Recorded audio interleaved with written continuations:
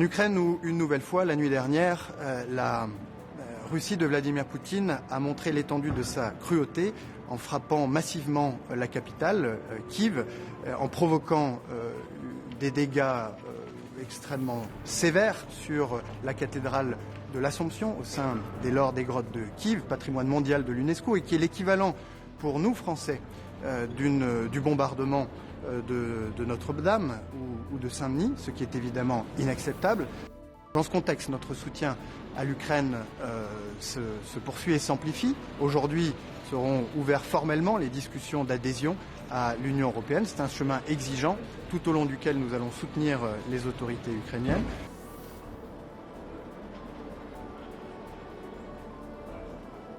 En Ukraine, où une nouvelle fois, la nuit dernière, la Russie de Vladimir Poutine a montré l'étendue de sa cruauté en frappant massivement la capitale, Kiev, en provoquant des dégâts extrêmement sévères sur la cathédrale de l'Assomption au sein des Lords des Grottes de Kiev, patrimoine mondial de l'UNESCO, et qui est l'équivalent pour nous, Français, du bombardement de Notre-Dame ou de Saint-Denis, ce qui est évidemment inacceptable.